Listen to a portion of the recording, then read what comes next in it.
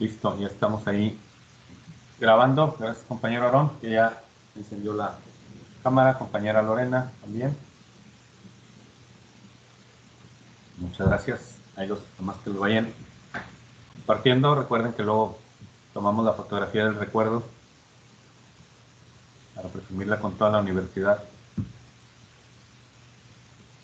Bien, excelente. Señor Juan Ángel, Liliana, Ana, también ya encendió la cámara. Perfecto. Aquí va la primera captura del día.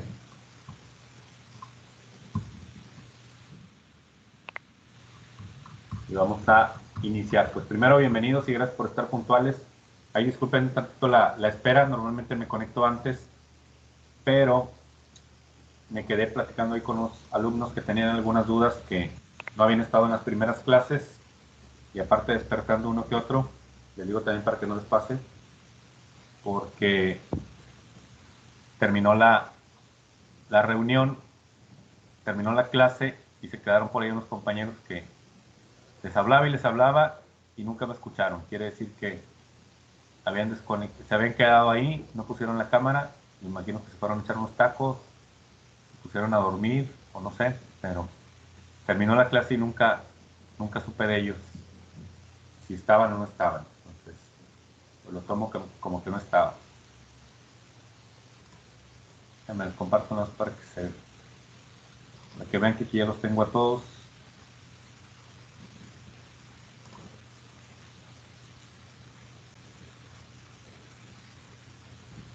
Muy lento el team, sobre todo a estas horas.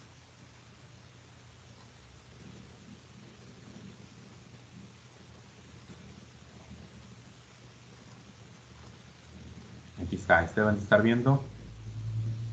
Le voy a tomar una captura de pantalla. Abigail ya también puso su cámara, muy bien. 1, 2, 3. Alcanzó el compañero Marco y el compañero Eduardo, muy bien. Les digo para que no les pase también de que si ustedes se van y no se desconectan, aunque yo termine la reunión, aunque yo finalice la sesión, se queda ahí como que ustedes todavía están en la reunión y a veces pueden pasar 4 horas y me avisa, cuando me vuelvo a conectar, me avisa el sistema de que estuvieron conectados 4 horas más, lo que me indica que se me fueron. O sea, que en clase se fueron a hacer otra cosa y se acordaron después de 4 horas y lo vinieron a pagar. Pues nada más para que tomen eso en cuenta. Muy bien, vamos a iniciar el día de hoy. Recuerden, tenemos tema todavía por ver. Esta semana y la siguiente son los últimos temas y luego ya pasaríamos el 31 de octubre al famoso examen que vamos a tener y luego a partir del 5 de noviembre, si mal no recuerdo, vamos a tener las presentaciones. Entonces, para que lo tomen en cuenta, las presentaciones de los proyectos.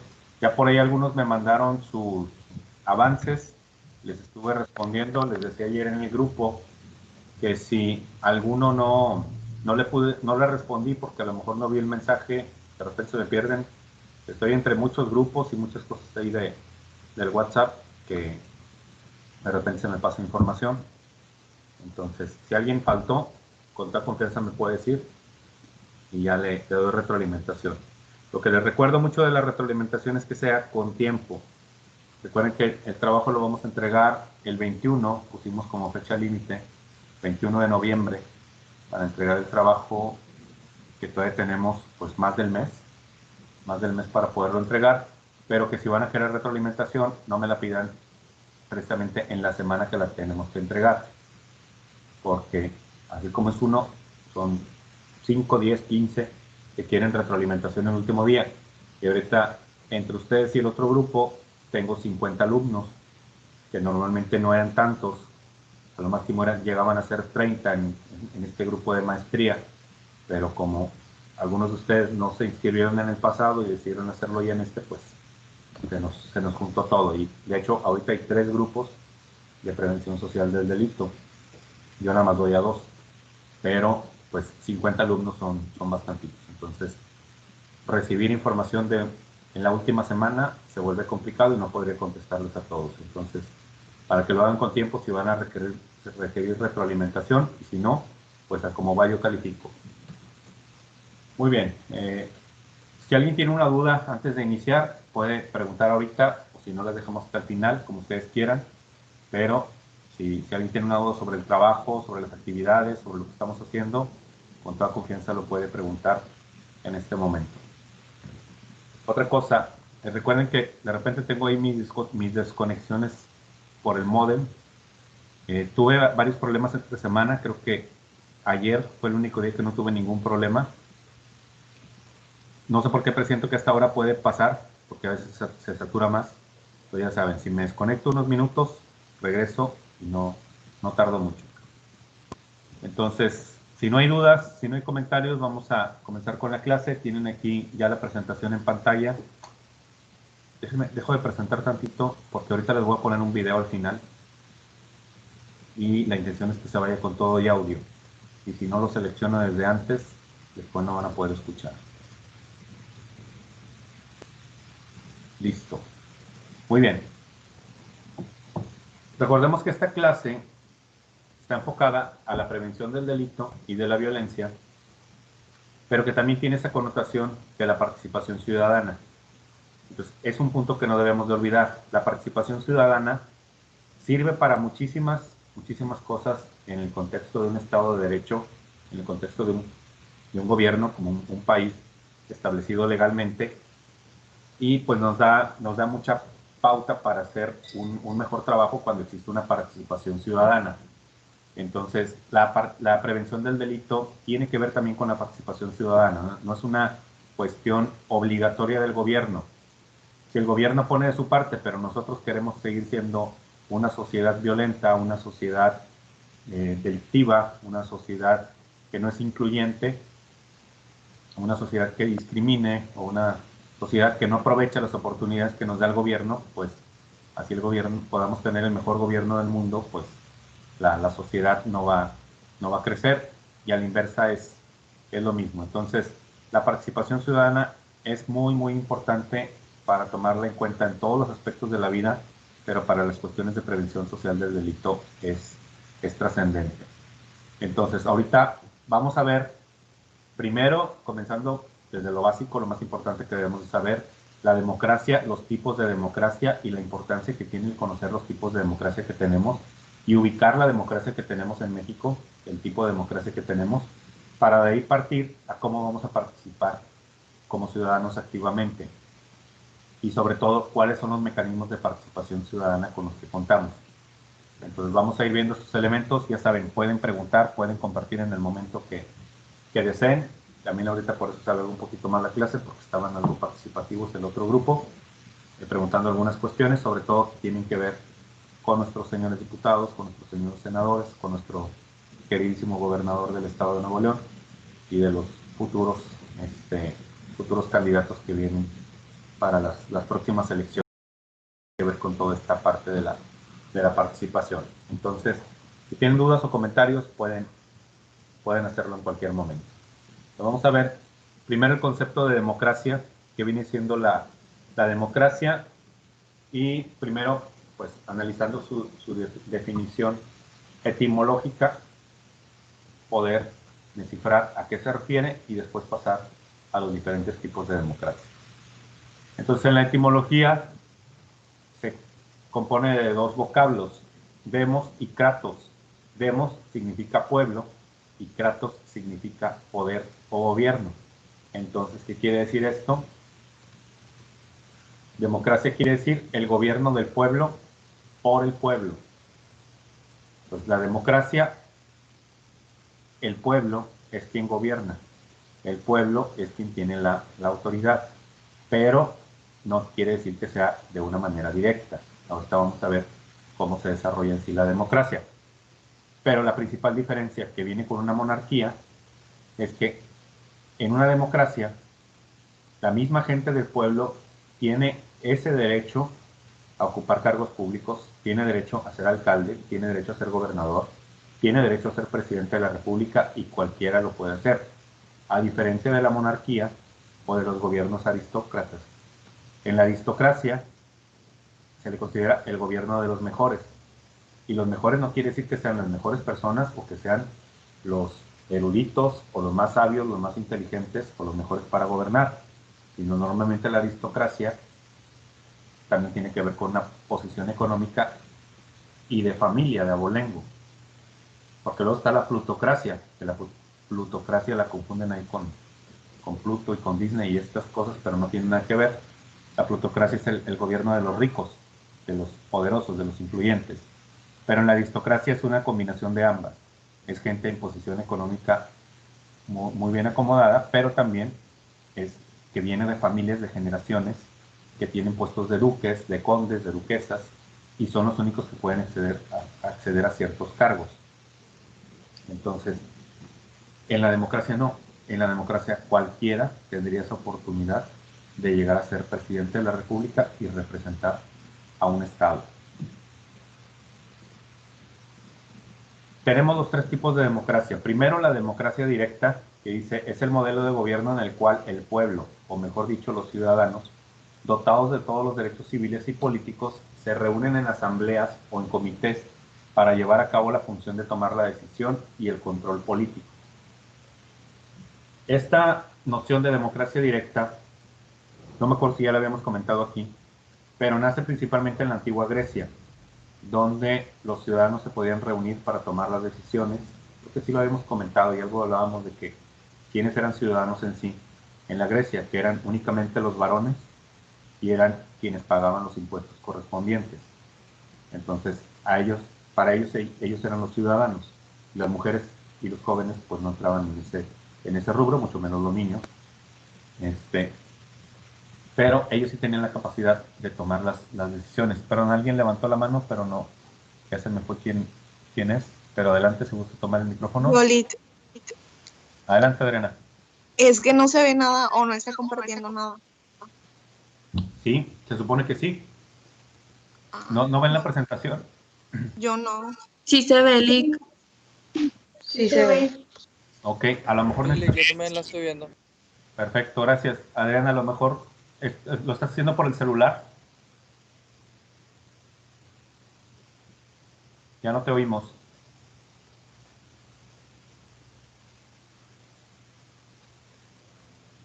Es que no tienes el micrófono activado. A ver, déjame ver si yo te lo puedo activar.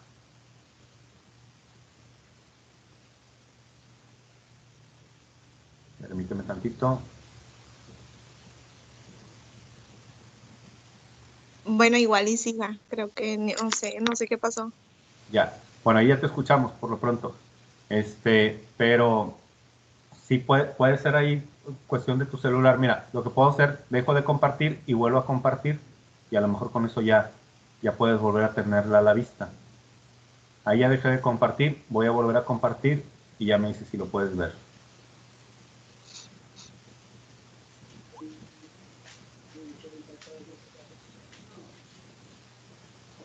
Ahí volví a compartir, ¿ya lo viste? No. Ahí no. Pues igual y así. Ok, No, si quieres irle checando mientras, debe ser algo ahí en tu celular o en el dispositivo donde lo tengas, algo por ahí que hay que moverle para que para que la puedas ver. Entonces, igual si alguien la puede apoyar ahí en el chat, les agradecería bastante, para que cualquiera que llegue a tener ese problema sepa cómo solucionarlo. Y pues mientras continuamos ahorita en lo que se conecta en lo que la compañera Adriana puede ver la presentación. Entonces decíamos, un modelo directo es donde la gente puede tomar las decisiones, pero estando en una sociedad como la que tenemos ahora, simplemente hablando de Nuevo León, donde el área metropolitana se compone de 6 millones de personas, 6 millones de personas, tomar todas las decisiones, pues no es nada fácil, no es nada sencillo.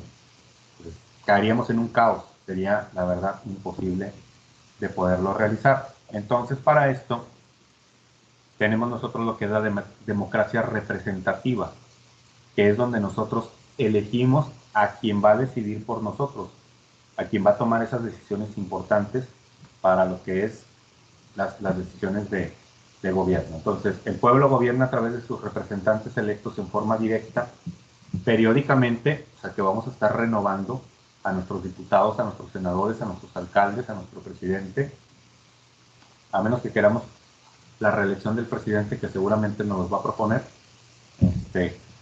podemos seguirlo eligiendo. Pero si no, tiene que estarse renovando constantemente mediante el voto para que los mandatarios desempeñen las funciones públicas por sí mismos. Entonces, cuando yo voto y elijo un diputado y elijo un senador, le estoy dejando a él o a ella la opción de decidir por mí en cuestiones de iniciativas de ley, de programas de políticas públicas, acciones que tiene que implementar de gobierno. Le estoy dejando esa responsabilidad, por eso debemos de tener cuidado por quién votamos. Pero también tenemos ese derecho de exigirle a nuestro diputado, exigirle a nuestro alcalde, exigirle a nuestro gobernador que haga algo específicamente en función de apoyo a los ciudadanos, que es algo que normalmente no hacemos. ¿Cuántos de aquí saben quién es el diputado o la diputada que representa su distrito, que representa su comunidad? Deben de tener mínimo un diputado o una diputada en el nivel local y mínimo una en el nivel federal. Y en muchos de los casos, a veces hay hasta 2 diputados, dependiendo del nivel. Pero mínimo deben de tener 1, más el suplente, obviamente. Entonces, ¿cuántos de aquí saben quiénes son sus diputados? ¿Cuántos de aquí saben quién es el senador? ¿Quiénes son los senadores que nos representan en el Congreso? Y si les pregunto, mencionan un senador, seguramente me van a decir Samuel García. Pues sale en todos los anuncios a cada rato, todo el tiempo y en redes sociales. Pero de ahí en fuera, ¿quiénes son los demás senadores que nos están representando en el Estado? Entonces, ¿cómo podemos decir que hay una democracia representativa si no sabemos quién nos representa? Y esa no es culpa del gobierno, es culpa de nosotros como ciudadanos. En Estados Unidos es muy diferente. En Estados Unidos sí hay exigencia hacia sus representantes y sí se los castigan con el voto. Pero aquí no tenemos ese nivel de democracia. La democracia participativa, podríamos decir que es la más importante de todas y es la que se busca implementar en México, por lo menos por parte de la sociedad civil, por parte de la academia o por parte del periodismo. Creo que este gobierno de Andrés Manuel realmente no está alentando y al contrario quiere desalentar la democracia participativa. Claro, nos pone ahí consultas populares que son inconstitucionales y que la verdad no sirven para nada más que para gastar dinero, porque al final de cuentas va a hacer lo que él diga, y es lo que ha hecho con las consultas anteriores, pero no desea fomentar la participación de las organizaciones de la sociedad civil, a quienes limitó con dinero, la formación de científicos, artistas, escritores, deportistas, salvo que se trate de béisbol, no desea alentarlo y no desea que la gente participe, o por lo menos la gente pensante, que es la que no desea que participe, porque sabe que son quienes le pueden cuestionar lo bueno o lo malo que haga. Entonces, esta democracia participativa consiste en que nosotros podemos participar y formar parte de las soluciones de los problemas que nos aquejan como país, como sociedad, o por lo menos como comunidad. Recuerden que aquí ya vimos los diferentes niveles. Vimos individual, familiar, comunitario y el social. Entonces, en cualquiera de estos niveles podemos participar nosotros. Y tenemos diferentes mecanismos para poder participar. Y esos mecanismos vienen en la ley. Entonces, es muy importante que los conozcamos porque hay muchos que les aseguro que ni siquiera conocen. Y que tienen ahí a la mano y que les pueden ayudar a resolver muchos problemas sin la necesidad de esperar a que el gobierno venga y les resuelva sus problemas. Entonces, si recuerdan, en el tema pasado vimos mecanismos alternativos de solución de controversias y vimos cómo esos mecanismos nos ayudan a resolver nuestros propios problemas sin la necesidad de que venga un juez a resolver nuestra situación o a decidir qué va a ser lo mejor para nosotros, sino que nosotros mismos podemos decidirlo. Y cómo eso nos va haciendo una sociedad más madura y más consciente. Adelante, compañero Aarón. ¿Qué tal, Lick? Muy buen día. Hola, buen día. Lick, le quería hacer una pregunta. Es que se ve que usted sí sabe. Que para usted, Pero, ¿cuál habría sido la mejor opción entre José Antonio Meade, Ricardo Anaya o Andrés Manuel López Obrador? En su criterio, ¿cuál hubiera sido la mejor? está medio difícil porque el hubiera está medio O la menos complicado. peor. Creo que yo no soy, antes, o sea, hubo un tiempo en que era casi antipriista. Hoy la verdad ya me da un poquito igual, porque a final de cuentas creo que todos los partidos son lo mismo. Y hubo un tiempo que me incliné por el PAN. Creo que no voté por él, pero viendo cómo están las cosas, creo que hubiera sido MIT, tal vez la mejor opción. Lo único malo que tenía MIT era el PRI, pero en conocimiento y en capacidad creo que sí la tenía. Anaya, el problema de Anaya es que no tiene liderazgo, o sea, dividió al partido. O sea, el partido era un desastre, no tenía ni pies ni cabeza y no supo realmente cómo hacer una campaña efectiva. Si hubiera estado Margarita Zavala, yo hubiera votado por Margarita Zavala, y no tanto por ser Margarita Zavala, sino por Calderón, que creo que Calderón no hubiera vuelto a cometer el mismo error que cometió en el 2006. Pero también Margarita Zavala demostró que le faltaba mucho. Parecía que traía mucha fuerza y al momento de estar en campaña se debilitó bastante y no podía con las agresiones, no podía ni siquiera sostener muchos argumentos y también en el debate quedó muy limitada. Entonces, pues que la verdad creo que el proceso electoral pasado es el peor que hemos tenido en calidad de candidatos. Es el peor de todos. Entonces, si me dices, como dice la raza, el menos peor, tal vez hubiera sido Mitt. El problema es que tenía el PRI detrás. Pero ya estaba pactado que no iba a ganar, el PRI. Y estaba pactado que no iba a ganar el PAN. Ya se habían jugado ellos la presidencia anteriormente.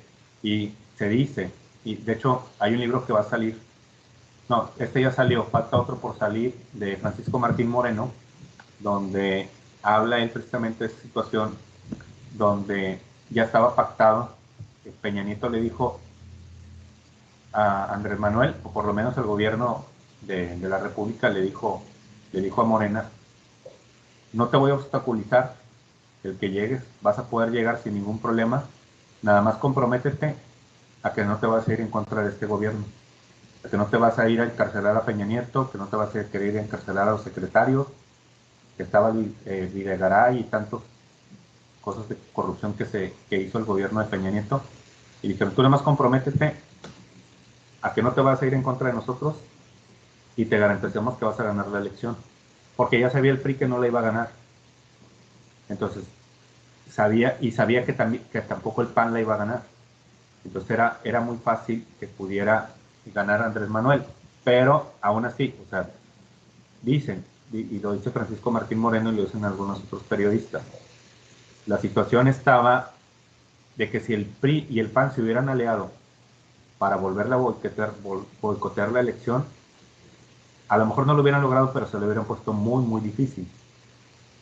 Entonces el PRI le dijo, no me voy a meter siempre y cuando tú te comprometas a que no te vas a ir en contra de nosotros. Y fue lo que hicieron. Al final de cuentas les convino a los partidos políticos. Por eso digo, o sea, entre los candidatos que había, pues ya prácticamente la única opción de ganar era Andrés Manuel, y más que nada por el hartazgo de la gente. Pero yo creo que a lo mejor en capacidad podría haber sido Mitt. No dudo que Anaya pudiera tener algo de capacidad, pero al final de cuentas pues no tenía el liderazgo. Y si no podía controlar el mismo partido que él era el presidente de su partido, pues que iba a poder controlar un país donde la oposición es más dura, es más fuerte. Entonces, pues esperemos que el próximo proceso electoral para el 2024 sea mucho mejor. Si es que hay, ya vemos, a ver qué pasa, porque pues todo dependerá, y esto perdón que me meta en cuestiones políticas, pero que no digan que no se los dije desde ahorita, va a depender de nosotros, de toda la sociedad en sí, no el 2024, va a depender el 2021. Si el 2021, y no estoy exhortando a que no voten por Morena, pero si en el 2021 Morena tiene una mayoría absoluta en el Congreso y en los estados, Andrés Manuel va a poder hacer lo que quiera con la Constitución. De hecho, ya tiene su proyecto de Constitución, pero no lo han sacado porque saben que se los van a rechazar. Pero si en el 2021 Morena tiene la mayoría absoluta que no necesite de los demás partidos políticos, van a sacar una nueva Constitución. Y esa nueva Constitución va mucho en contra de la propiedad privada, donde si tú tienes 2 casas, te van a quitar una para dársela a quien no tenga. Si tú tienes mucho dinero, van a buscar cómo reducirte tus ingresos para repartirlo entre los que no tienen. Entonces, es algo que ya está establecido. De hecho, ese proyecto de Constitución empieza hablando del neoliberalismo, o sea, cosas que no tienen nada que ver con lo jurídico, y que el neoliberalismo no es ni siquiera un concepto económico, sino es un concepto político que no tiene nada que ver con esto. Entonces, vienen muchas cosas así. Entonces, el futuro de México depende del 2021, no del 2024. Porque si en el 2021 tiene mayoría y nos cambian la Constitución, son capaces de querernos meter la reelección del presidente de la República para que se nos quede aquí otros 6 años, y en esos 6 años podemos hacer otra reforma y volverlo a dejar otros 6, y así nos vamos como Hugo Chávez lo quiso hacer antes de morir. Hugo Chávez estaba en una consulta popular, como las que nos están tratando de meter ahora, una consulta popular para quedarse como presidente vitalicio de Venezuela, con todo el daño que ya le había hecho. Y dice que pudieron identificar a quienes votaron en contra, que es otra de las cosas que también vienen aquí. Se está hablando mucho de implementar en los procesos electorales votación electrónica. Entonces, si hace una votación electrónica, hay manera de detectar quiénes votaron a favor o en contra de algo. Y fue lo que hicieron en Venezuela. Detectaron quiénes votaron en contra de Hugo Chávez, y esas personas, muchas tuvieron que salir del país, y otras les quitaron todos sus bienes, todas sus pertenencias, en medida de presión, para que los demás vieran qué les iba a pasar si no votaban en favor de Chávez. Entonces, no podemos decir que afortunadamente se haya muerto Hugo Chávez, porque luego les quedó Nicolás Maduro, que es lo mismo, pero pues a final de cuentas, pues no es bueno. Así fuera, vamos a decir, Andrés Manuel, el mejor presidente del mundo, y nos soluciona los problemas de aquí al 2023. Nunca es bueno el votar por la reelección o porque alguien se perpetúa en el poder constantemente. Porque te puede llegar un presidente buenísimo, pero luego te llega un dictador y aprovecha esas leyes y no lo sacas del gobierno. Por ahí comparten una frase que dijo Fidel Castro, no me acuerdo en qué año, pero fue cuando inició su gobierno, por ahí 60 más o menos, y dijo él: el día que la gente no me quiera, yo me voy. Y según él, la gente lo siguió queriendo hasta que se murió, porque nunca dejó el poder, pero era el único que se presentaba a las elecciones, o sea, no permitía oposición. Entonces había elecciones, pero a veces llegaba como único candidato, o nada más llegaban 2 candidatos y el otro candidato ya sabía que iba a perder. Entonces, mismas palabras dijo Andrés Manuel: el día que la gente no me quiera, me voy. Lo mismo exactamente que dijo Fidel Castro. Y si quieren leer entre líneas, también está lo que hizo cuando fue Fidel Castro a Estados Unidos como mandatario. Fue fue a ver un monumento de Abraham Lincoln, y le tomaron una fotografía de perfil.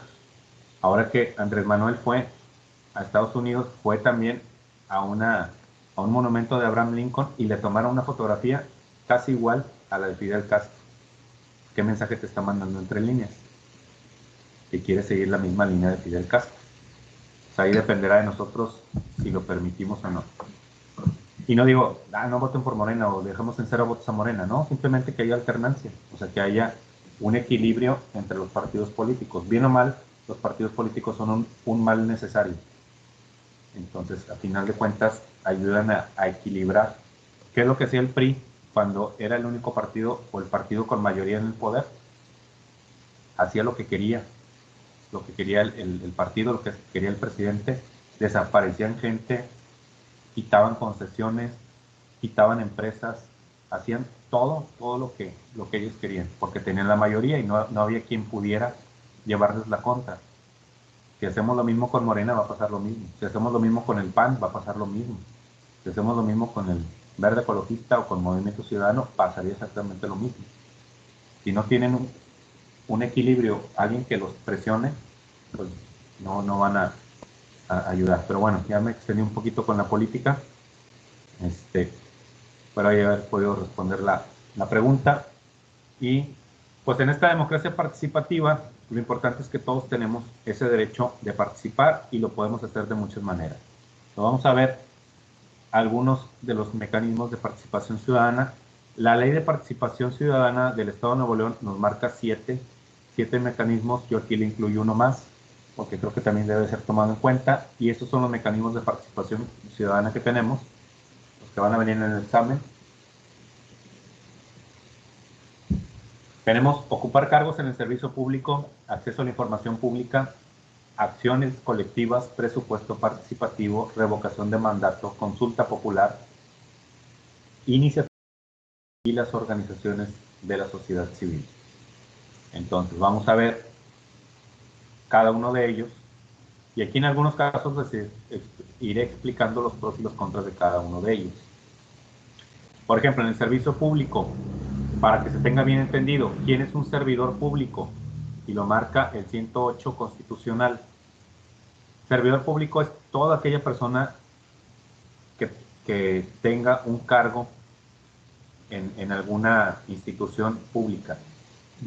Puede ser un intendente, puede ser un electricista, puede ser un oficial de mantenimiento, cualquier persona que ocupe un cargo dentro de la nómina del gobierno se considera un servidor público. Entonces, un servidor público no es aquel diputado, aquel senador o aquel secretario de gobernación, es cualquier persona. Así tenga el sueldo mínimo, ese es un servidor público. Entonces, servidores públicos hay muchísimos, hay policías, hay médicos del IMSS, hay maestros en las escuelas públicas, enfermeras, carteros, profesores, en jueces, hay muchísimos ingenieros también que pertenecen al mismo gobierno, todos ellos son servidores públicos.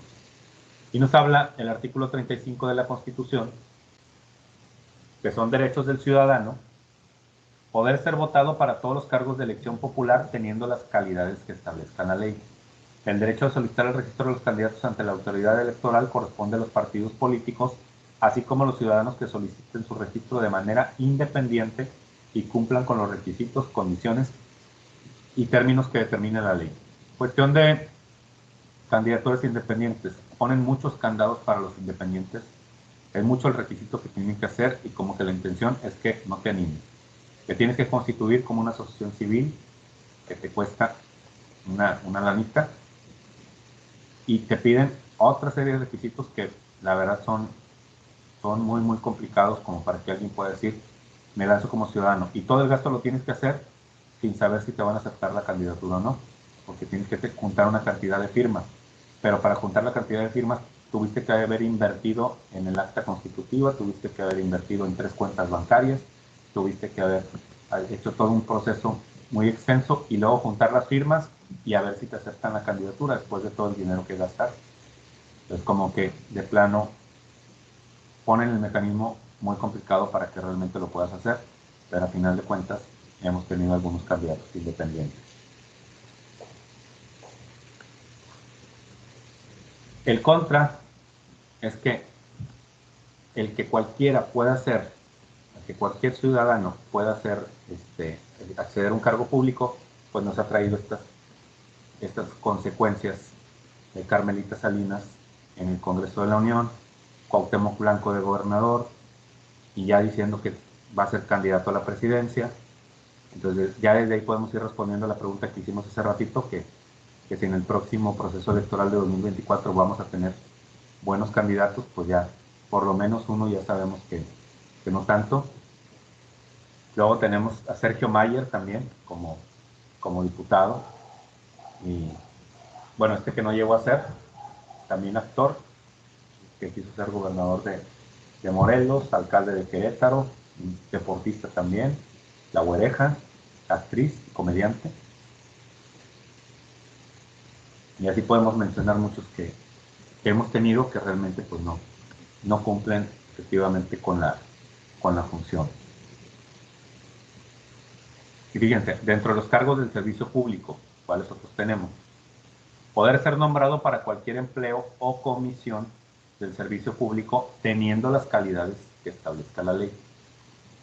Aquí es muy importante tomar en cuenta esta situación donde realmente se debería de cumplir con ciertos requisitos y no siempre se cumple. Entonces, la capacidad, la experiencia deben de ser tomados en cuenta.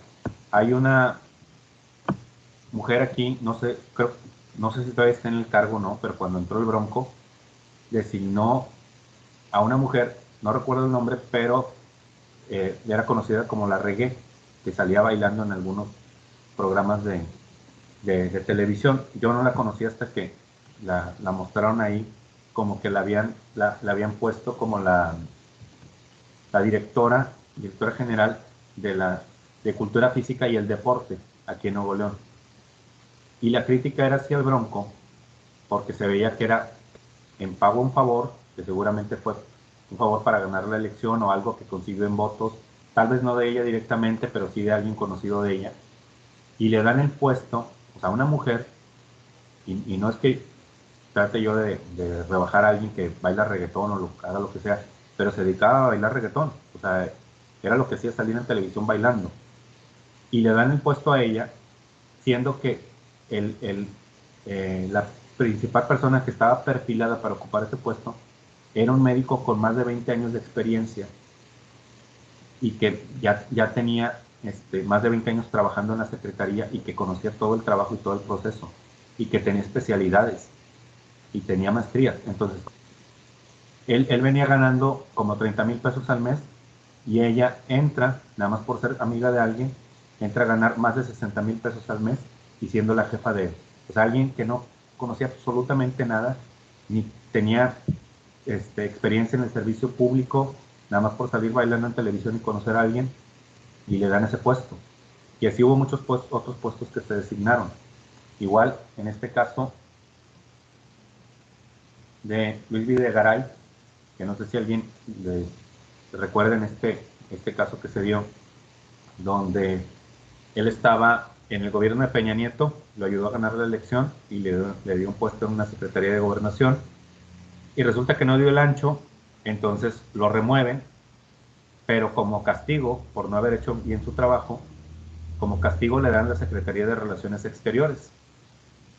Y luego dice él, yo no sé nada del cargo, pero yo vengo a aprender.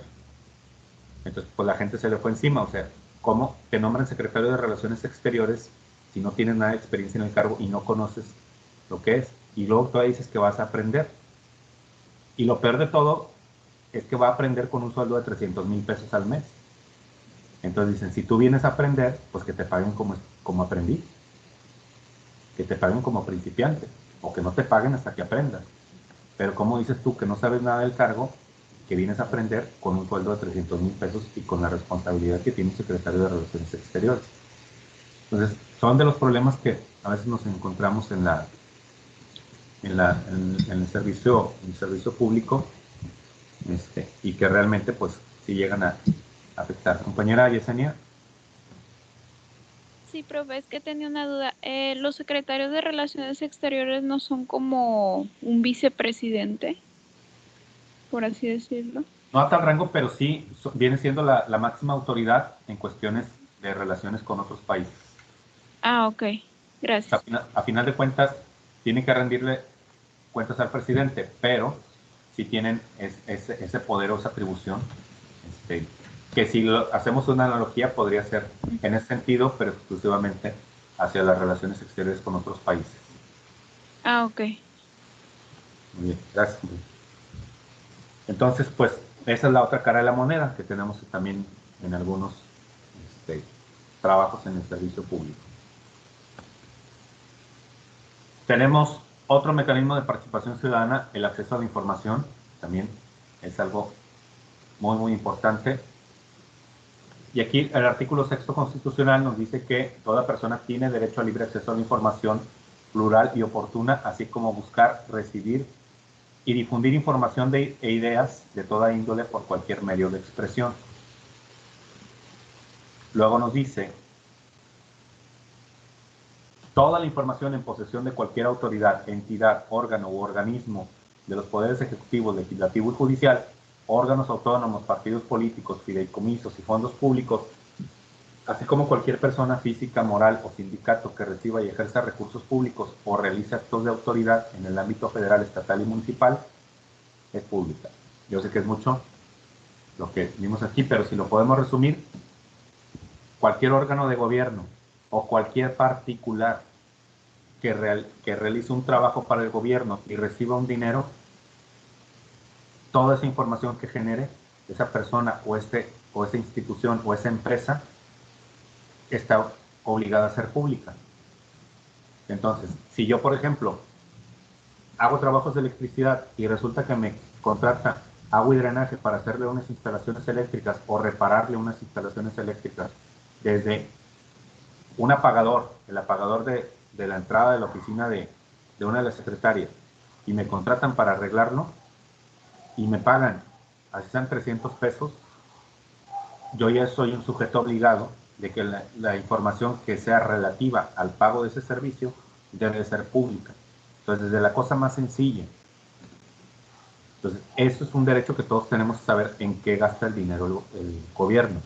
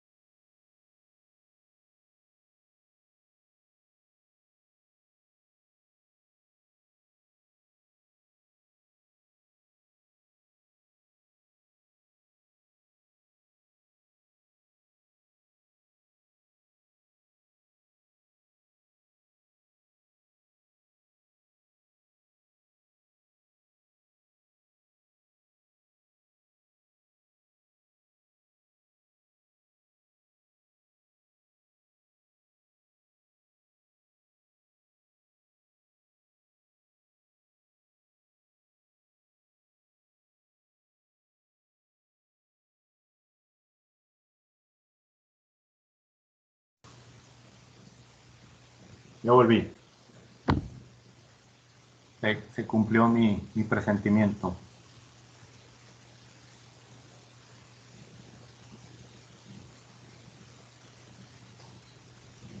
Listo, ahí vamos con la presentación otra vez.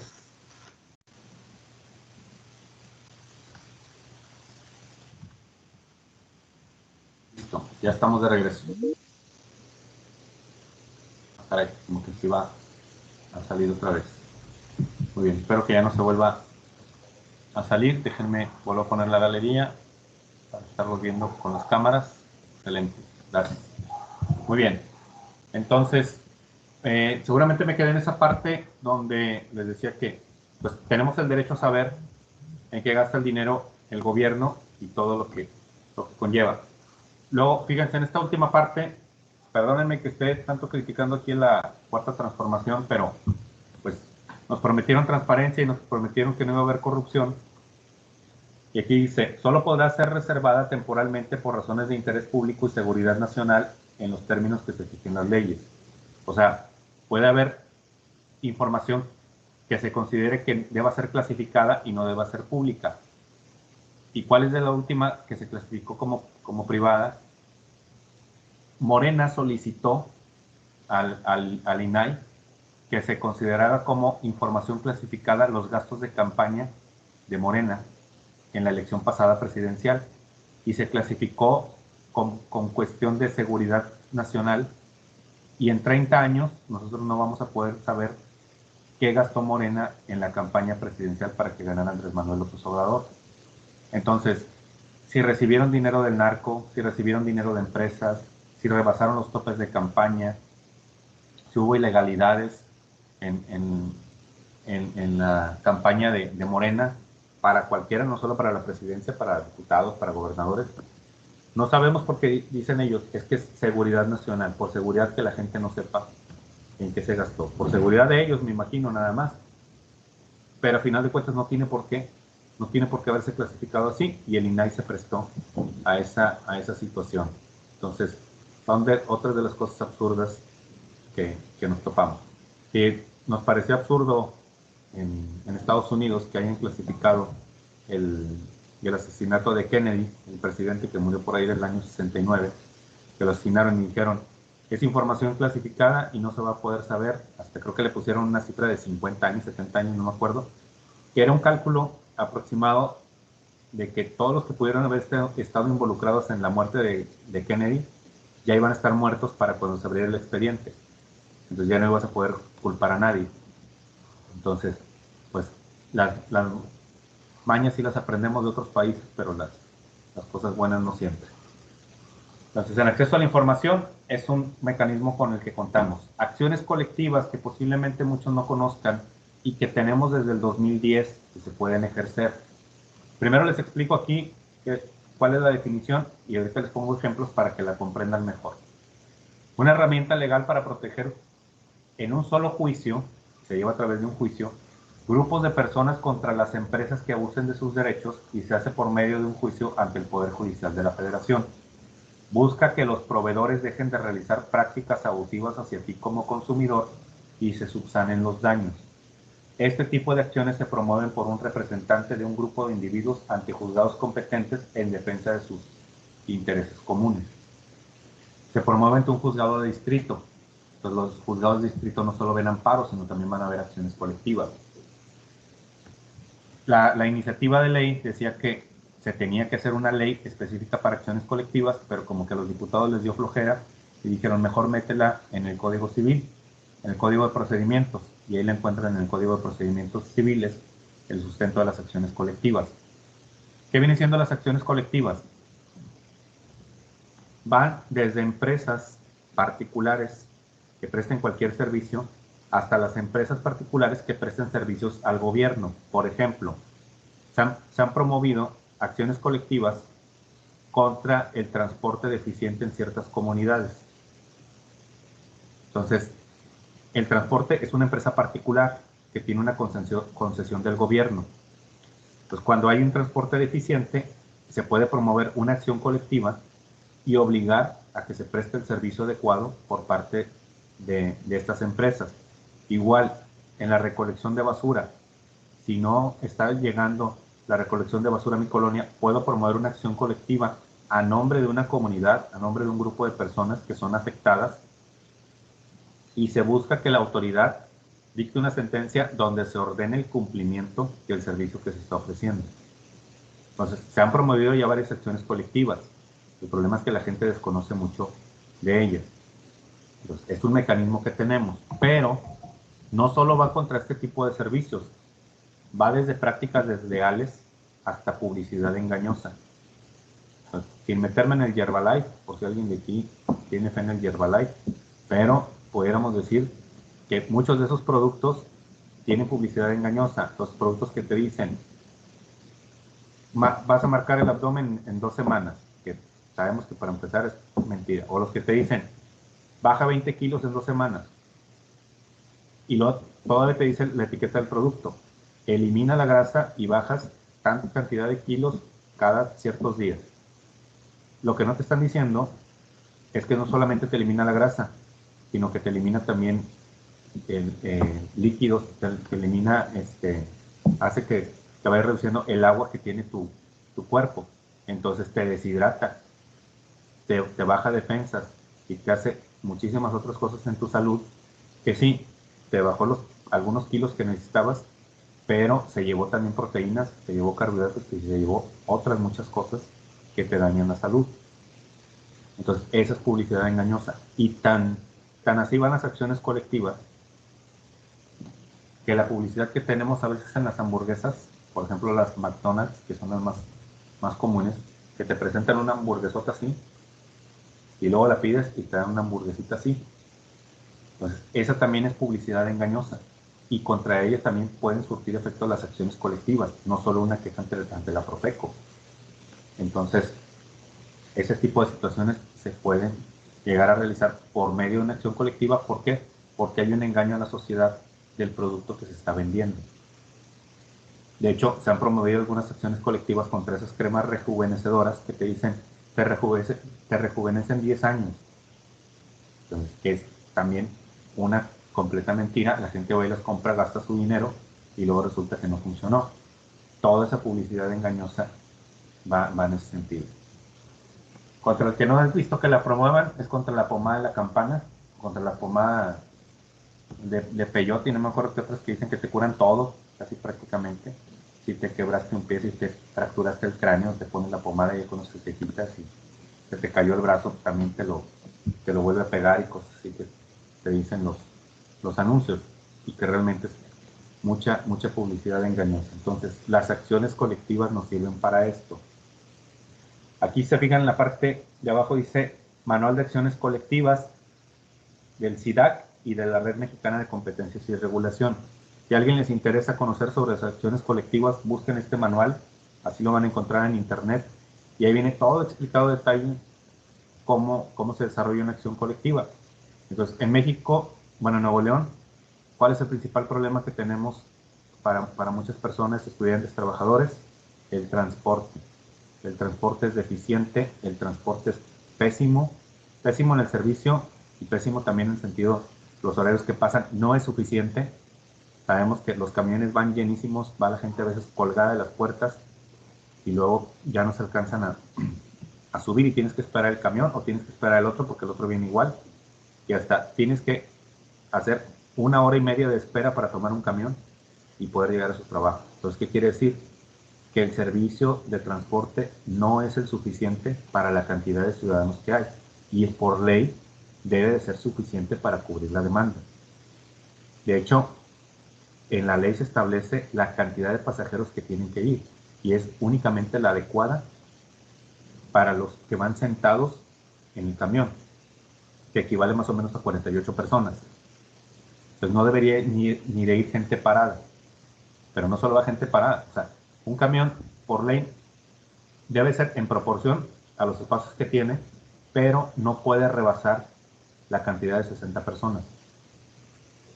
Entonces, por ley no puede rebasar esa cantidad, y la rebasa por mucho, porque sentados van 48 y cuenten nada más los que van parados, fácilmente rebasa los 60. Entonces no se está cumpliendo con esta con esta obligación.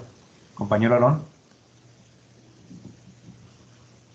Lick, a mí se me hace algo totalmente irónico que, por ejemplo, cuando vas en tu carro manejando, te paran para revisarte, que tengas el cubrebocas puesto, y en los transportes públicos no hay ningún tipo de revisión, igual en el metro, y pues hay una contradicción bien rara ahí, o sea, porque pues en tu carro, por ejemplo, a veces vas tú solo, o vas, no sé, con tu pareja o con un amigo, pero son dos solamente en un vehículo, y en el transporte público voltea uno a verlo y está lleno, y muchos sin cubrebocas. O sea, no, está muy mal efectuado la revisión de eso del cubrebocas.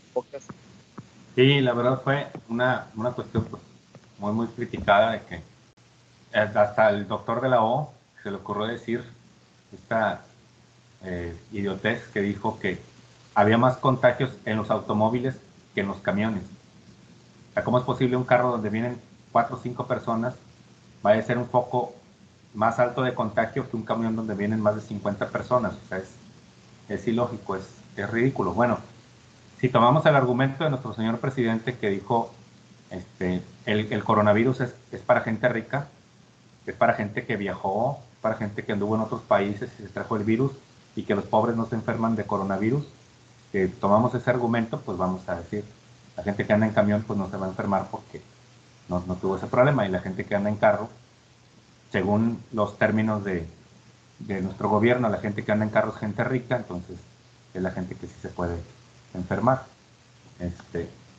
Pero sí fue una cuestión totalmente absurda, y fue también una situación del Bronco para no echarse más de enemigos a los transportistas, que aparte hay quienes dicen y aseguran esto, que el Bronco tiene como 5 líneas de camiones.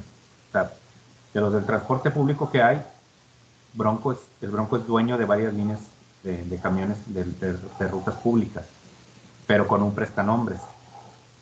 Y ese prestanombres ya lo han presentado en televisión. Entonces, pues no les estaba conviniendo tener el transporte trabajando las 24 horas o trabajando la mayor parte del día con poca gente que estaba circulando, con poca gente que iba a su trabajo, que salía. Entonces dijeron, pues vamos a poner un horario y vamos a decir que este va a ser el horario del transporte, y que toda la gente se amontone para que vayan en esas horas nada más, y con eso, según reducir el número de contagio, pero sabes que es totalmente lo contrario, porque pues si es menos el horario, es más cantidad de gente la que va a haber en el camión. Pero fue una medida para que los transportistas dejaran de circular en ciertos horarios, ahorrar gasolina, mandar a su casa a los choferes y no pagarles, y con eso no impactar tanto en su bolsillo. Pero aquí la verdad parece que el gobierno representa más a los transportistas que a la misma gente, porque siempre ha sido así. O sea, el transporte siempre ha sido deficiente, y no es del Bronco, sino de Medina y de Natividad y todos los que han estado anteriormente, porque realmente nunca se llega a cumplir. Pero sí fue una medida muy absurda. Pues en fin, esas son las acciones colectivas. Luego tenemos otro mecanismo que también poca gente conoce, presupuesto participativo, y que cualquiera lo puede utilizar. Ahorita vamos a ver cómo. Perdónenme aquí, pero no sé por qué se va la presentación, se va de más. El presupuesto participativo es un dispositivo que permite a los ciudadanos no elegidos participar en la concepción o la repartición de fondos públicos. ¿Qué quiere decir esto?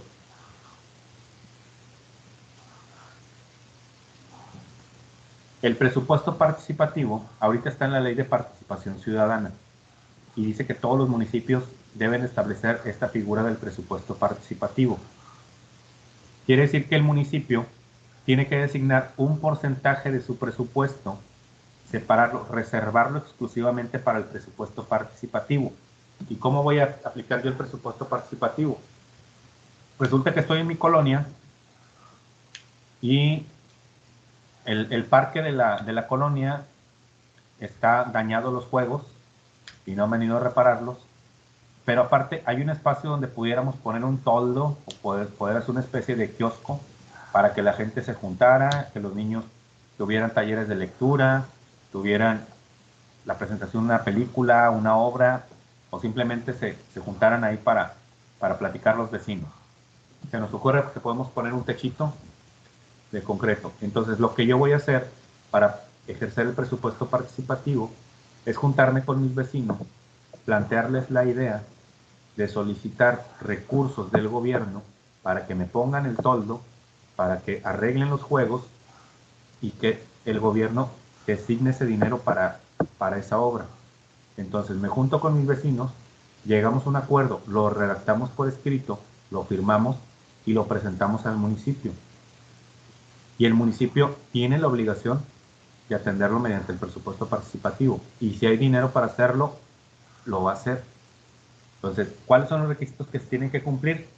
Que haya una discusión sobre la asignación de recursos públicos, o sea, que la gente se ponga de acuerdo sobre lo que quiere hacer. Es un espacio jurídico político determinado, que es un municipio, una delegación. En México solamente se hace a nivel municipal, no hay a nivel estatal y mucho menos a nivel federal, pero creo que con el nivel municipal es suficiente.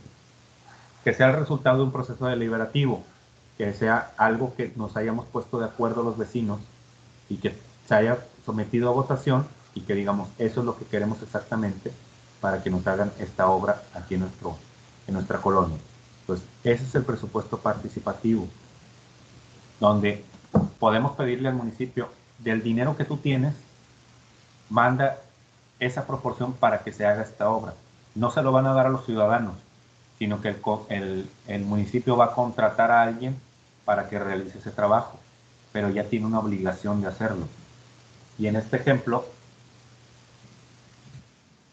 es el último que tengo registrado de San Pedro, en este cruce por la colonia Tampiquito, no recuerdo la avenida, ahí en San Pedro, no había estos semáforos peatonales.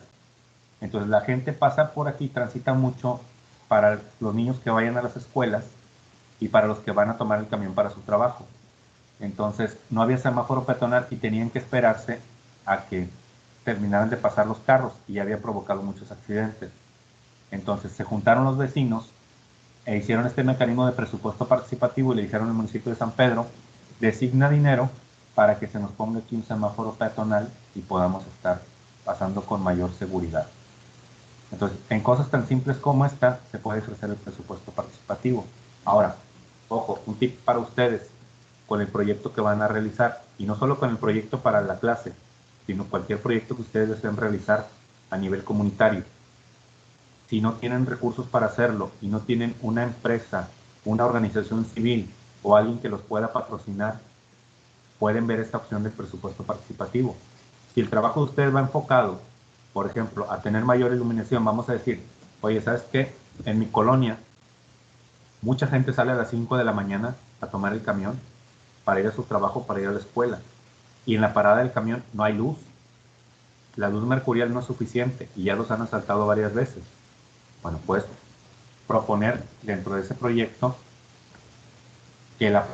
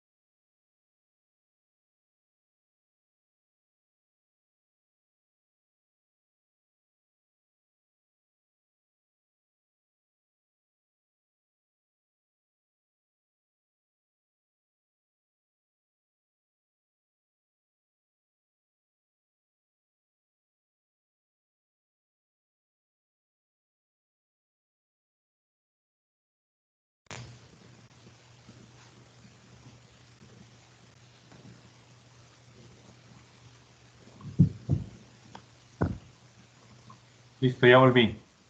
Creo que sí me ven. Bien. Apenas les iba a preguntar si me escuchan, si me ven y si me sienten. Aquí va a ver la presentación. Nos quedamos a lo del semáforo. Que decíamos que lo pueden pedir en el proyecto. Si ustedes no tienen recursos, pueden solicitar en su proyecto. Ya ven que hay una parte donde si se ocupan recursos materiales, recursos económicos, entonces ustedes pueden poner la figura del presupuesto participativo. O sea, decía, en la colonia, que resulta que no hay luz y salen a las 5 de la mañana y llegan a las 12 de la noche, entonces lo que podemos hacer es pedir más luminaria como proyecto, vamos a, por decir una idea, como proyecto, una parada del camión debidamente iluminada. Entonces podemos incluirlo dentro del... Si no tenemos, obviamente, ¿quién nos puede apoyar? El gobierno nos va a hacer caso, vamos a pedirlo por medio del presupuesto participativo.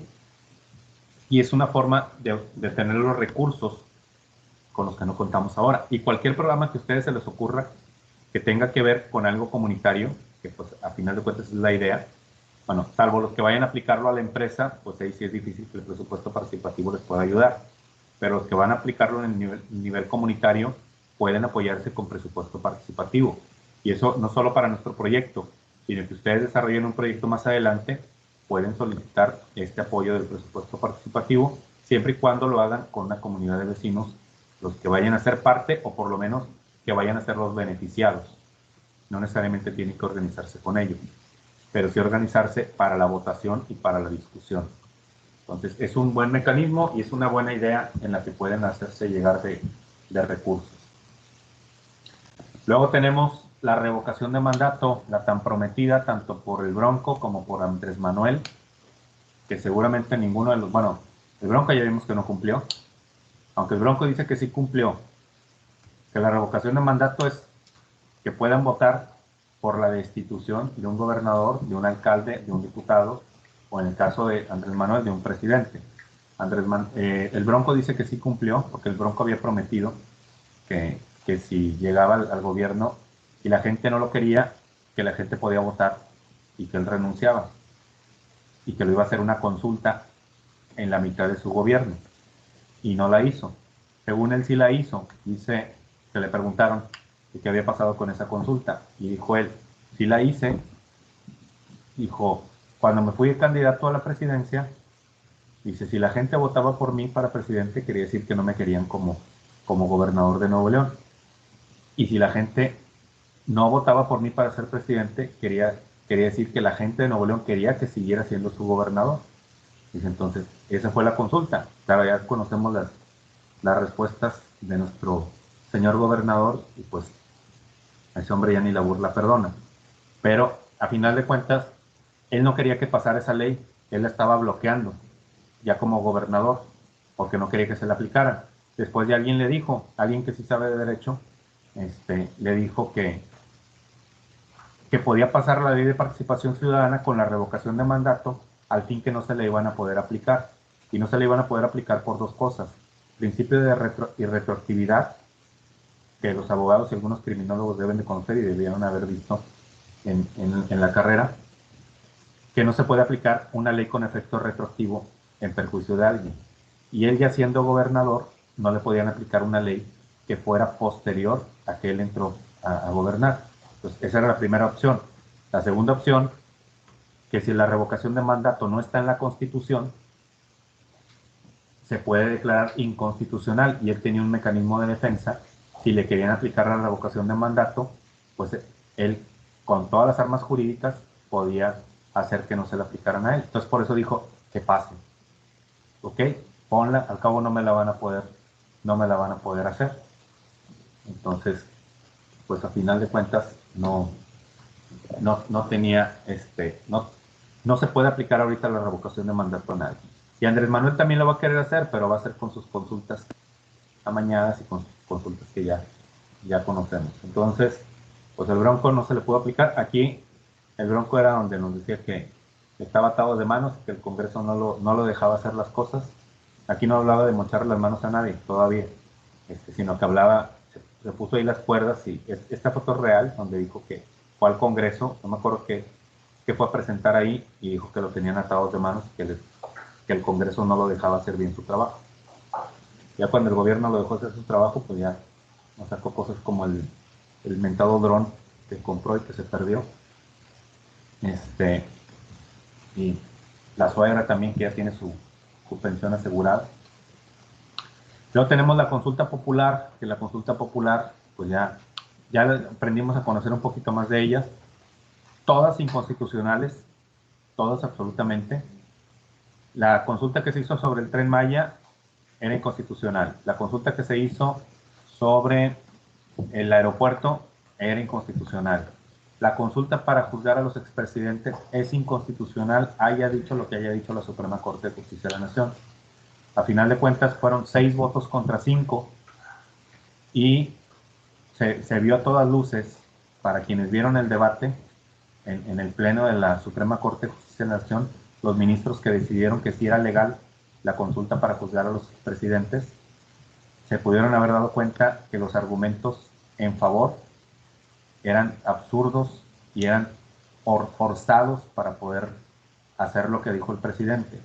Pero todas las consultas que nos han sometido son inconstitucionales. Pues la consulta popular, creo que la más coherente, y yo no voy mucho en favor de Samuel García para gobernador, ni mucho menos, pero creo que de las más congruentes, la única consulta popular que me he encontrado que pudiéramos decir tiene algo de más coherencia es la que puso él, trató de incluir en el proceso electoral pasado de 2018, que era el de hacer la reconstrucción del río Santa Catarina y poder hacer un canal, un cauce mucho más profundo para que ya se evitaran este tipo de inundaciones que se hacía, y volver a poner las canchas de fútbol y volver a poner todo ese paseo que había en el río Santa Catarina. Creo que era un poquito de las más coherentes. La otra era del Bronco, si la recuerdan, era poner centros de primeros auxilios en los parques públicos, que a mí me parece absurda, porque si tú como gobernador ves la necesidad de poner centros de primeros auxilios en los parques públicos, pues ponlos, no me preguntes. Para eso te elegí, para que tú tomes las decisiones. Entonces, se me hace algo absurdo. Una consulta que hizo el Congreso del Estado, consulta popular, que le hizo por medio de la página del Congreso, era que si estabas de acuerdo en que el Congreso regulara los Uber. Entonces, ¿por qué me preguntas algo que es tu obligación hacer? Tú estás obligado a hacerlo, no me preguntes que si tienes que hacer su trabajo, si tienes que hacer tu trabajo. Entonces creo que las consultas, la verdad, han sido absurdas. Hasta donde se dice, y se supone que es dato oficial, 8,000 millones de pesos va a costar la consulta para enjuiciar a los expresidentes. 8,000 millones de pesos. Imagínense 8,000 millones de pesos repartidos en las escuelas, repartidos en computadoras, repartidos en adecuar las instalaciones para tener mejores centros deportivos o algo así. O sea, en vez de ocupar el dinero en una consulta absurda, porque es la más absurda de todas.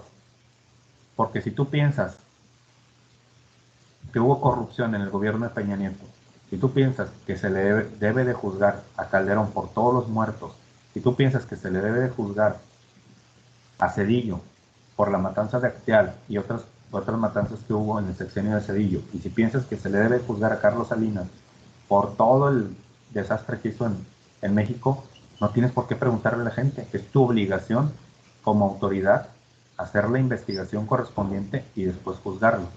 De hecho, ahorita ya, como me conecté, ya nos alcancé a mandar una imagen que también les iba a mandar ahorita al grupo, donde viene sobre la detención del general Cienfuegos en Estados Unidos, que no sé si supieron que detuvieron al general, que era el jefe de seguridad aquí en el sexenio de Peña Nieto, y ocupó algunos otros cargos públicos en los demás sexenios, incluso en el de Andrés Manuel. Lo detienen en Estados Unidos, y la imagen que viene Dice, qué raros son en los Estados Unidos. Hicieron una investigación para detener a Cienfuegos en vez de hacer una consulta popular.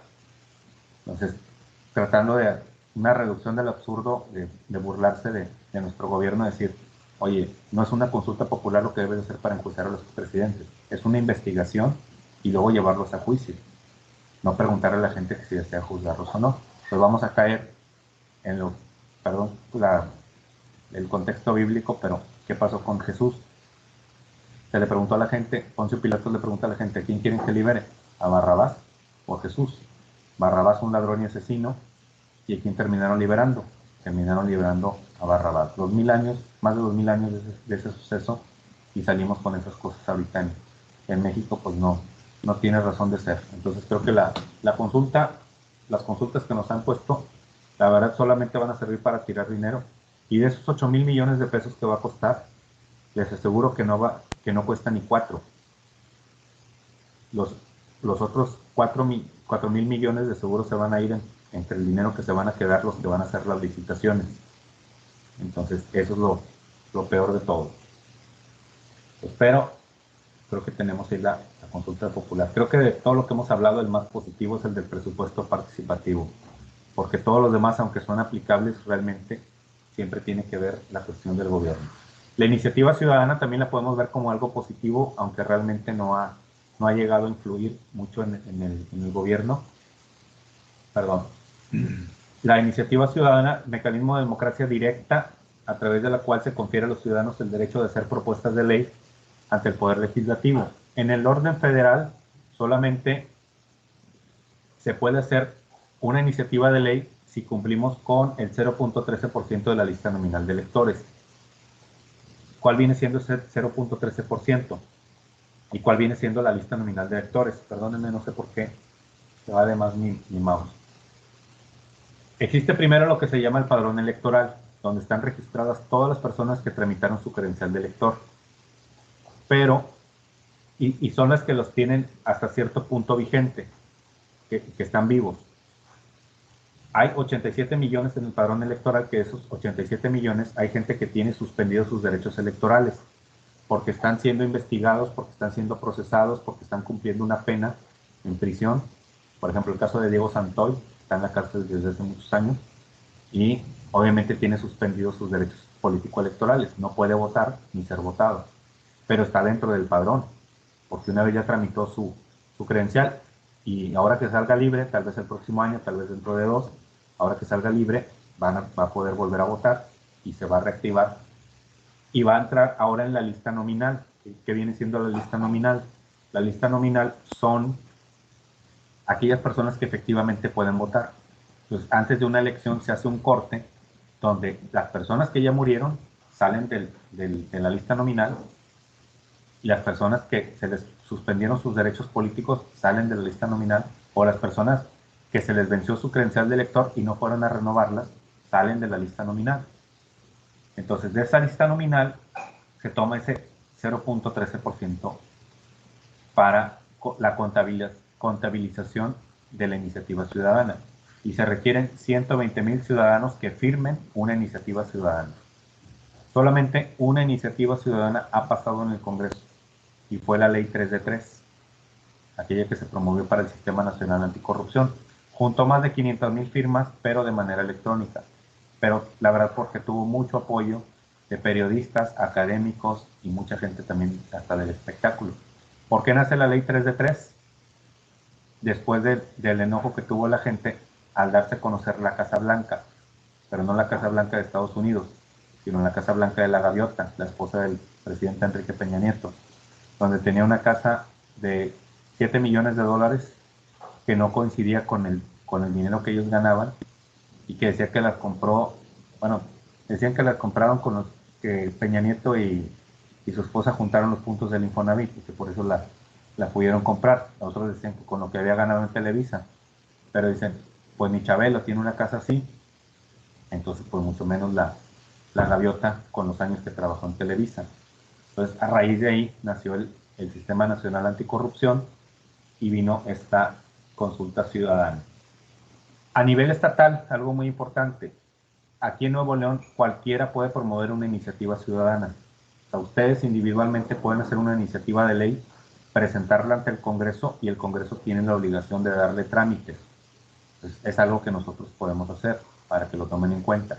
Ustedes pueden presentar iniciativas ciudadanas y el Congreso está obligado a leer. Si ustedes se meten en la página del Congreso, van a encontrar las iniciativas presentadas y vienen por secciones, por partidos políticos, y luego viene un apartado de iniciativas ciudadanas. Y ahí pueden encontrar, de hecho, alumnos de aquí de la Universidad Metropolitana han presentado por iniciativa propia iniciativas ciudadanas. Entonces, cualquiera puede hacerlo y si ustedes tienen algún interés particular, pudieran hacerlo sin ningún problema. Luego, las organizaciones de la sociedad civil, que sabemos que son las asociaciones, las instituciones de beneficencia pública, de beneficencia privada. Entonces, son aquellas instituciones que buscan solucionar algún problema social, como lo que son las adicciones, lo que son la violencia, la delincuencia, protección a personas con discapacidad, protección a migrantes, un sinnúmero de cosas que hacen o que hacemos, que yo pertenezco a una, a las asociaciones civiles y que pues apoyan a la comunidad en general. Es otra forma de participación ciudadana. Entonces todos tenemos el derecho a asociarnos siempre y cuando cumplamos con algunos requisitos. Y aquí viene que el artículo 9, que es el que nos da esta libertad y derecho de asociación, que dice: no se podrá coartar el derecho de asociarse o reunirse pacíficamente con cualquier objeto lícito, pero solamente los ciudadanos de la República podrán hacerlo para tomar parte en los asuntos políticos del país. O sea, como mexicanos podemos asociarnos para resolver algunas de las problemáticas como adicciones, violencia, inseguridad, pero también para cuestiones políticas. Pero los extranjeros no para cuestiones políticas, sí para cuestiones de otra índole. Y otra aquí importante que también puede servir para el estudio de ustedes: ninguna reunión armada tiene derecho a deliberar. Entonces, si nos queremos juntar los vecinos para hablar de la seguridad de la colonia, pues no podemos hacerlo con armas, porque ahí sí estamos violando la ley. ¿Qué es lo que pasa con las autodefensas que hay sobre todo en los estados del centro y del sur del país? En teoría podemos decir que son ilegales porque se reúnen para aspectos de seguridad y para protegerse, pero a final de cuentas están tratando de solucionar un problema que el gobierno no les ha podido resolver. Si quisiéramos ser tan literales o verlo desde un punto de vista que pudiéramos llegarlo a interpretar de otra manera, pues entonces lo que podemos hacer es que cuando se junte la autodefensa, ninguno vaya armado, se pongan de acuerdo dónde va a estar cada quien estratégicamente en los puntos del pueblo, dónde se va a colocar, qué armas va a llevar y qué horarios van a tener, y luego ya cada quien se vaya por sus armas y se vayan a cubrir los puestos determinados, y no estaríamos violando la Constitución. Pero a final de cuentas, también el artículo 17 dice que nadie puede hacerse justicia por su propia mano. Entonces la autodefensa tiene que ir dirigida hacia que, si yo veo un hecho delictivo, puedo arrestar a la persona, o no arrestar, perdón, puedo detener a la persona y presentarla ante la autoridad, o detenerla y solicitar a la autoridad que venga y se haga cargo. Pero no hacerse justicia como un linchamiento o como privarla de la libertad. Pero a final de cuentas, las autodefensas creo que se exceden un poquito, pero creo que por ese descontento de que, como dijo, me fue el nombre del líder de las autodefensas, pero comentó, porque lo estuvieron criticando y lo fueron a arrestar algunas veces por las cuestiones de las autodefensas, y con perdón de la expresión dijo: ¿ustedes creen que estoy pendejo si creen que voy a dejar que alguien venga y me mate y esperar? Ándale, Mireles, muchísimas gracias, compañero Ramón. Dijo, si creen que yo voy a esperar a que venga el gobierno y me defienda contra alguien que quiere venir a asesinarme. Entonces creo que por ese lado pues tiene toda la razón, y más en esos poblados que realmente están muy desprotegidos por el gobierno. Entonces, estos son en sí los mecanismos, los beneficios que tenemos con estos mecanismos. Participación en la toma de decisiones, una democracia participativa, que es lo ideal que debemos de tener. Mayor conocimiento y conciencia de nuestros derechos y obligaciones. Mayor transparencia en la aplicación de recursos del Estado. nos volvemos parte de las soluciones, que es también un elemento muy, muy importante, y hay una responsabilidad compartida entre ciudadanos y gobernantes en las consecuencias de las decisiones que se toman. También, si participamos en una consulta popular, vamos a decir, esa que es un hecho que se va a hacer, la de los presidentes, de juzgar a los expresidentes. Si la gente vota porque no se juzguen a los expresidentes, entonces ya somos responsables de esa decisión, y no nada más el gobierno. Entonces es donde tenemos que realmente actuar y estar conscientes de que al tener una democracia participativa somos también responsables de lo que se hace y no de lo que no se hace. Entonces, si no actuamos, entonces somos responsables también del problema. Si actuamos, somos responsables también de la solución. Entonces, son cuestiones que podemos tomar en cuenta. ¿Cómo estamos participando ahora? Para no meterme, normalmente hago las preguntas en el salón directamente a algunos alumnos, pero a veces resulta un poquito más difícil hacerlo aquí. ¿Cómo estamos participando? Creo que un elemento que podemos tomar en cuenta por el que estamos participando es a través del proyecto que van a realizar. Lo ejecuten o no lo ejecuten, están aprendiendo sobre esto, están aprendiendo sobre participación ciudadana, están aprendiendo sobre estrategias de prevención del delito o de la violencia, están aprendiendo sobre causas y consecuencias que generan estos actos. Y una sociedad más informada es una mejor sociedad. Entonces, a final de cuentas, creo que están contribuyendo, aunque no lo lleguen a ejecutar, pero el hecho de que lo desarrollen habla mucho de ustedes. Luego les comparto esta frase de Margaret Mead, madre de la antropología moderna, que dice: nunca dudes que un pequeño grupo de ciudadanos puede cambiar al mundo. De hecho, es lo único que lo ha logrado. Entonces, si ustedes ponen atención en esto, las grandes revoluciones han salido de grupos pequeños de personas que se han reunido para comenzar a deliberar y organizar un movimiento, y es lo que al final de cuentas lo ha logrado. Entonces, el que empecemos desde cero o que empecemos con algo pequeño no significa que no lo vayamos a lograr. Entonces, antes de terminar, porque aparte tengo una reunión ahorita a las 12 en punto, voy a compartirles un video que tiene que ver con esto que estamos viendo, tiene que ver con la participación ciudadana. Déjenme ver, nada más me cercioro si ya compartí el audio. Estoy seguro que no les he puesto este video, pero si ya lo puse, me comentan, por favor.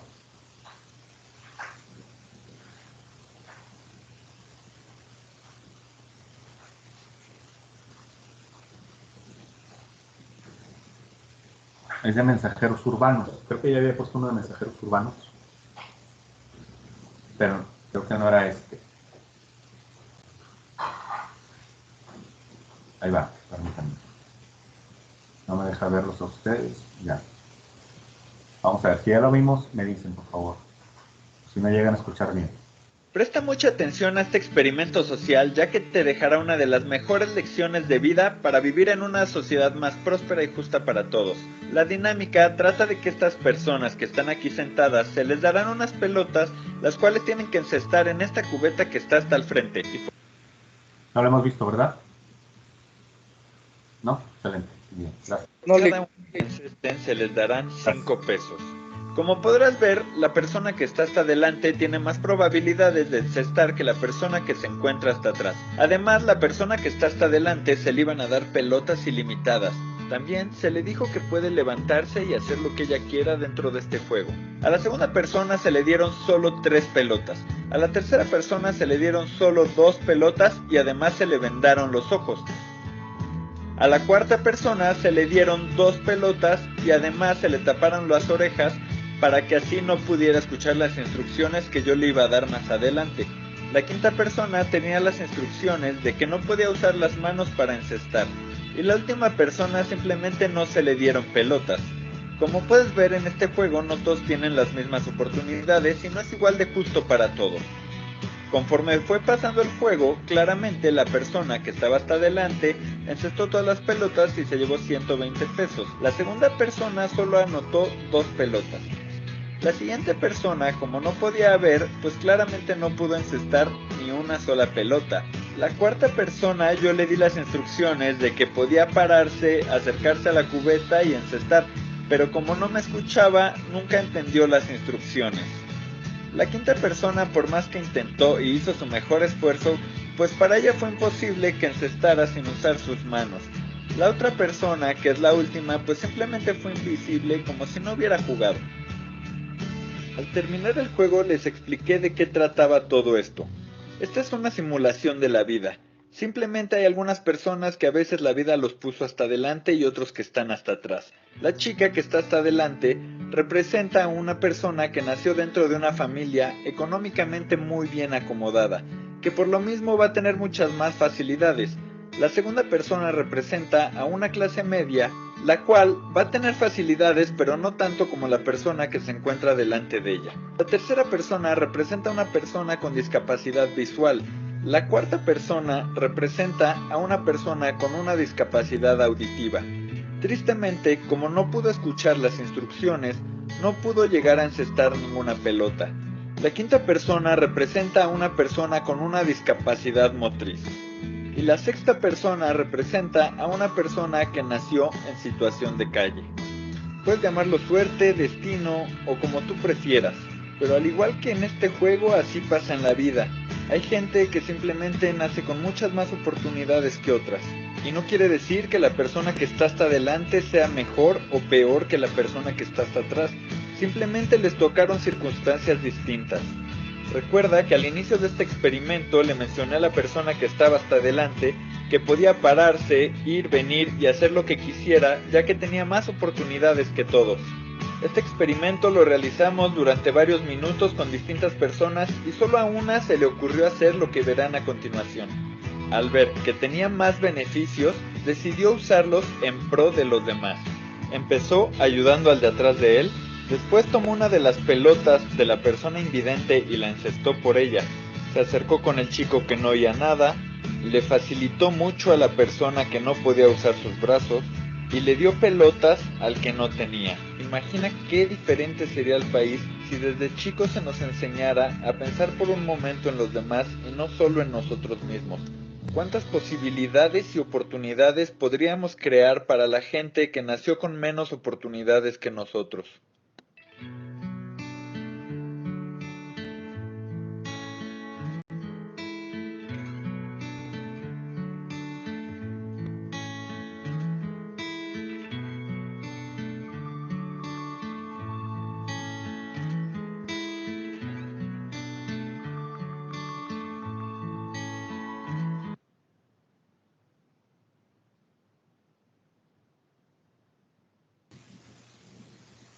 ¿Qué mensaje nos da el video?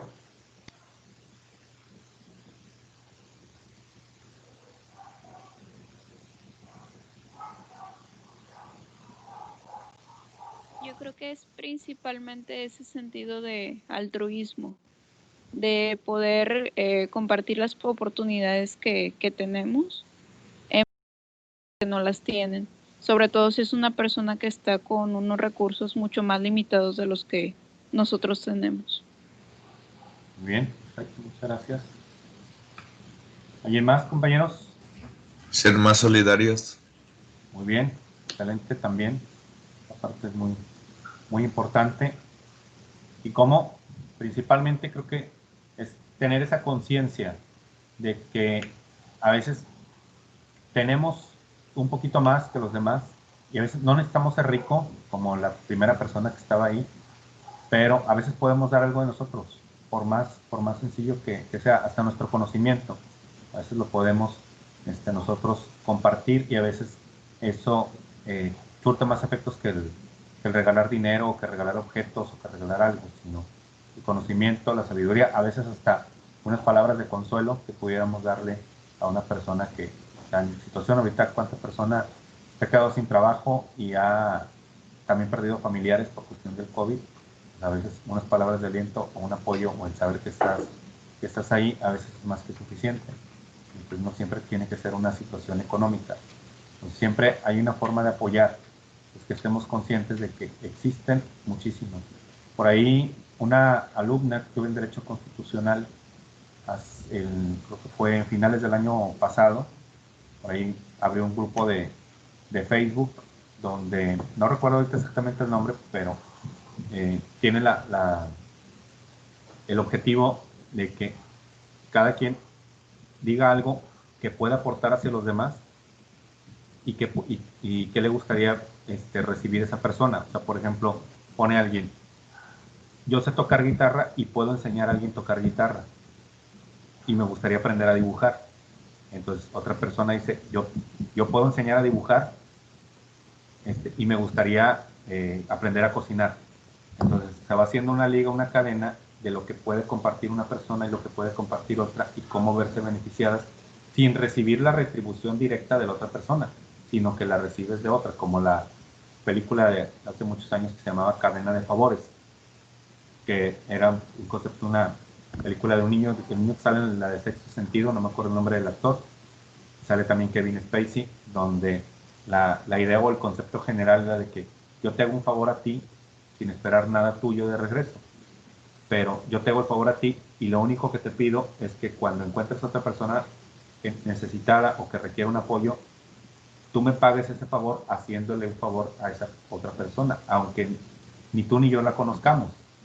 Entonces va en función así. No se trata de ser un mundo perfecto, pero sí se trata de lo que se pueda ayudar y empezar a retribuir eso poquito que podemos darlo hacia las demás personas. Entonces creo que este video es muy formativo, nos ayuda a reflexionar en eso y donde pues siempre podemos tener esa oportunidad de apoyar. Y lo estamos haciendo a través de un proyecto, por lo menos con la idea, a lo mejor no con la concreción, pero sí con la idea y a lo mejor tal vez más adelante el proyecto que ustedes traen sí lo puedan aplicar en alguna situación. Entonces, por eso siempre es importante desarrollar el conocimiento, afinarlo e irlo pues realmente complementando.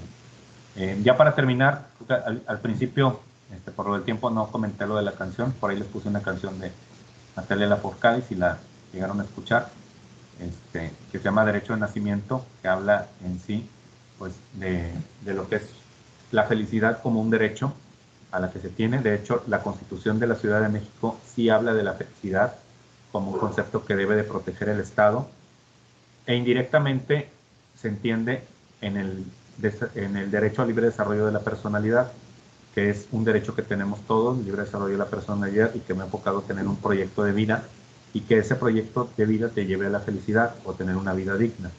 Entonces es un derecho que todos tenemos, que pocas veces nos hacemos conscientes de ello, y pues lo que es la canción nos habla en sí de ese derecho. Entonces por eso las quise compartir al inicio, espero que hayan tenido la oportunidad de escucharla. No soy muy así de las canciones de Natalia Lafourcade, pero pues, hay algunas que sí tienen algo de reflexión. También de las primeras que sacó tenían algo de reflexión, muy indirectamente, aunque iban más en el sentido pop, pero a final de cuentas aportaban algo. Entonces, pues no sé si hay alguna duda, algún comentario por parte de ustedes ya para terminar, cuestiones del trabajo, cuestiones de las actividades. Nada más repetir, examen día 31, la próxima semana vamos a ver el tema de acciones y estrategias de prevención del delito y de la delincuencia, lo que nos vamos a enfocar. Ya como último tema, sí vamos a ver un tema más, que es el de justicia restaurativa, pero no nos vamos a meter de lleno en ese y lo voy a intercalar entre las presentaciones que ustedes hagan, porque creo que es algo que también deben de conocer los que no lo conozcan, o de tener una idea clara los que ya por lo menos tengan alguna noción de ello. Entonces, próxima semana va a ser la última fecha de clase, el 31 es el examen, el examen que vamos a tener, que va a ser en línea, no nos vamos a conectar el día 31, van ustedes a hacer el examen y yo voy a estar pendiente del teléfono por si tienen alguna complicación, algún problema o alguna duda con el examen, menos con las respuestas de las preguntas. Y luego el día 7 iniciamos ya con la presentación de los proyectos que van a tener ustedes. Entonces, ya saben, si quieren tener retroalimentación de su proyecto, vayan enviándomela con tiempo. De aquí, la fecha de entrega es el 21 de noviembre, pues es la fecha final, pero si quieren retroalimentación para la presentación que vayan a hacer, también lo pueden hacer. Ya a varios de ustedes les contesté por ahí sus mensajes, me los pueden mandar por WhatsApp, entonces para estar pendiente de ello. Entonces, no sé si hay alguna duda, algún comentario. Ya descargué la lista de Yoli. asistencia. Sí, adelante, compañera Adriana. Es que, bueno, es que no recuerdo qué fecha yo había dicho. Fue en noviembre, pero no sé si el 14 o el 28, creo, no recuerdo. O sea, Muy quería bien. saber cuál era la fecha.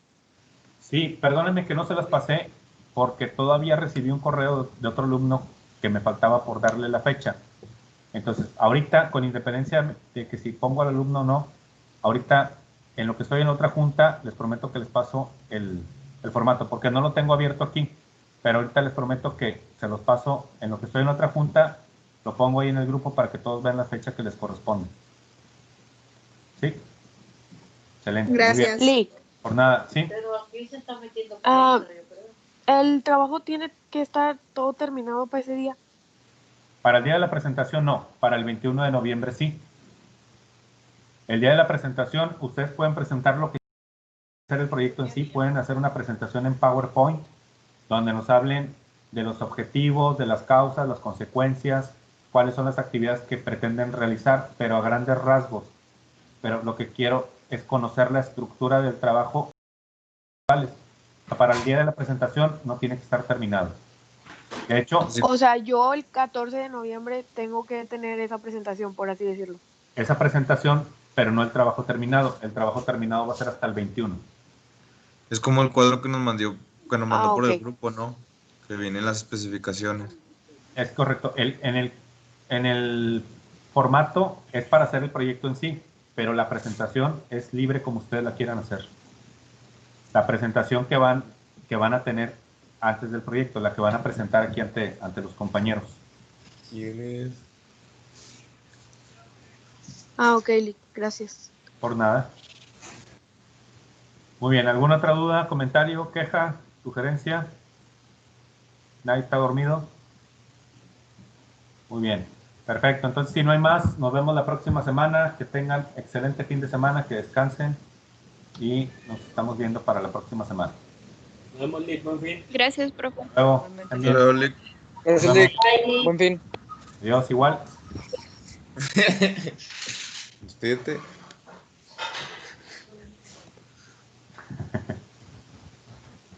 No se despidió.